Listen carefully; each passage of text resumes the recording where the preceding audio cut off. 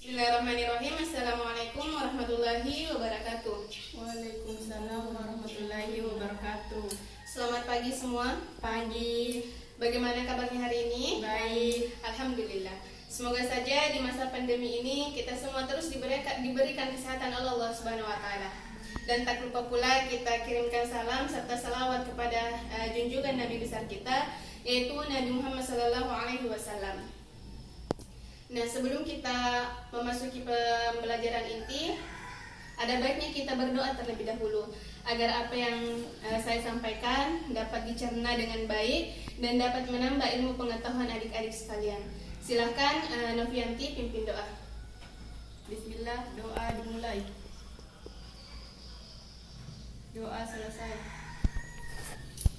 Oke, terima kasih. Selanjutnya saya akan mengabsen. Saya mohon dengarkan namanya dengan baik. Novianti, Hadir Bu. Elvinanda Rosa, Alfa Bu. Mirnawati, Sakit. Anjepni Pratista, Izin. Nur Fadila. Hadir Bu. Oke, hari ini hanya 2 siswa yang hadir. Nah, selanjutnya saya akan menyampaikan tujuan pembelajaran kita pada hari ini.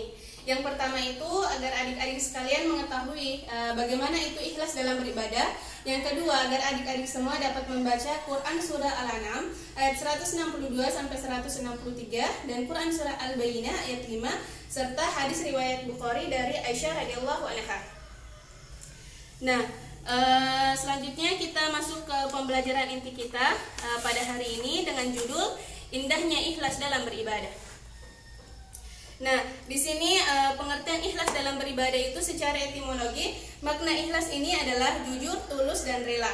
Nah, dalam bahasa Arab sendiri, kata ikhlas merupakan bentuk masdar dari akhlasa, yang berasal dari akar kata khalasa. Nah, secara umum, ikhlas ini berarti melakukan perbuatan semata-mata mengharapkan ridha Allah Subhanahu wa taala.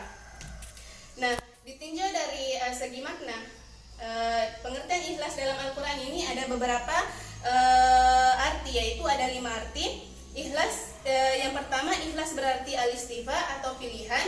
Yang kedua, ikhlas berarti al-khulus min asy-syawa'ib. Yang ketiga, ikhlas adalah al-ikhtisas atau mengkhususkan. Yang keempat adalah ikhlas artinya at-tauhid atau mengesahkan, dan yang kelima adalah at-tathrir atau pensucian.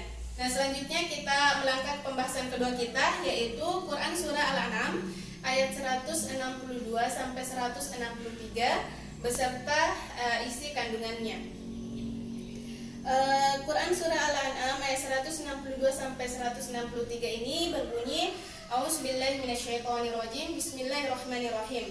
Qul inna sholati wa nusuki wa mahyaya wa mamati lillahi rabbil alamin. La syarika lahu wa bidzalika umirtu wa ana awwalul muslimin. Yang artinya, katakanlah Muhammad, sesungguhnya salatku, ibadahku, hidupku dan matiku hanyalah untuk Allah semata. Tuhan seluruh alam, tidak ada sekutu baginya, dan demikianlah yang diperintahkan kepadaku, dan aku adalah orang yang pertama-tama berserah diri atau muslim. Nah, adapun kandungan surah Al-An'am ini ayat 162 sampai 163, yaitu yang pertama, suruhan Allah Subhanahu wa taala kepada setiap individu manusia untuk berkeyakinan bahwa salatnya, hidupnya dan matinya itu adalah semata-mata hanya untuk Allah Subhanahu wa taala. Nah, yang kedua, Allah Subhanahu wa taala itu adalah Tuhan yang Maha Esa, tiada sekutu baginya. Dan yang ketiga adalah suruhan Allah Subhanahu wa taala kepada setiap individu manusia untuk berlaku ikhlas dalam berkeyakinan atau berakidah, beribadah dan beramal.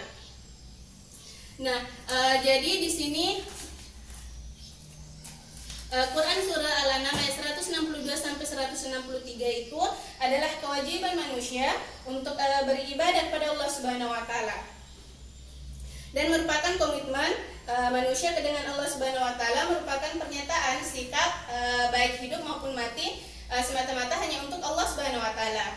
Selanjutnya kita melangkah ke pembahasan ketiga kita, yaitu mendeskripsikan kandungan surah Al-Bayyinah ayat 5. di mana Quran surah Al-Bayyinah ayat 5 ini berbunyi A'udzubillahi minasyaitonirrajim, Bismillahirrahmanirrahim. Wa ma umiru illa liya'budullaha mukhlishina lahuddin hunafa'ah wa yuqimus salata wa yu'tuz zakata wa dzalika dinul qayyimah. Yang artinya, padahal mereka hanya diperintah menyembah Allah dengan ikhlas menaatinya semata-mata karena menjalankan agama, dan juga agar mereka melaksanakan sholat dan menunaikan zakat. Yang demikian itulah agama yang lurus dan benar. Nah, adapun kandungan surah Al-Bayyinah ayat 5 ini, yang pertama yaitu perintah untuk menunaikan agama Allah dari ajaran-ajaran kemusyrikan. Artinya kita tidak boleh menyekutukan Allah Subhanahu wa taala. Dan yang kedua adalah perintah untuk beribadah kepada Allah. Yang ketiga adalah perintah untuk mendirikan salat 5 waktu. Kenapa? Karena salat 5 waktu ini merupakan tiang agama dan merupakan ibadah pertama yang akan dihisab oleh Allah Subhanahu wa taala di akhirat kelak. Dan yang keempat adalah perintah untuk mengeluarkan zakat. Nah, di mana zakat ini kita diperintahkan untuk menunaikannya karena rezeki yang kita dapat itu berasal dari Allah Subhanahu wa taala. Jadi otomatis di situ ada haknya Allah. Jadi kita harus menunaikan zakat atau mensedekahkan sebagian harta kita kepada fakir miskin.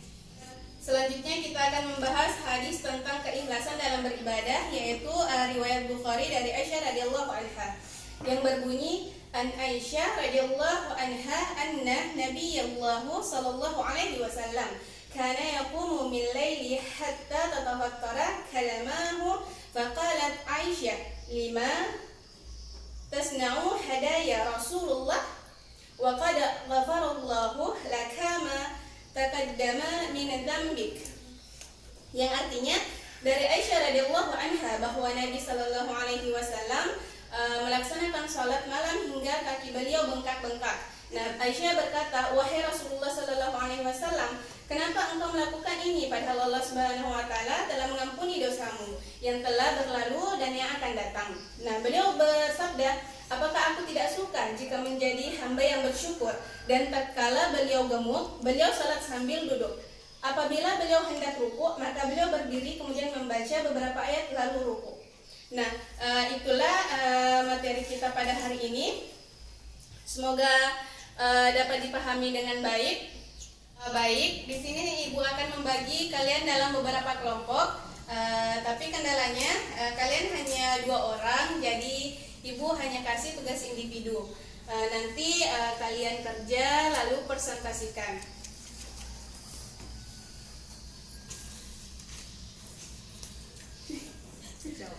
Oke, Ibu kasih waktu 5 menit dikerjakan, kemudian dipresentasikan. 3.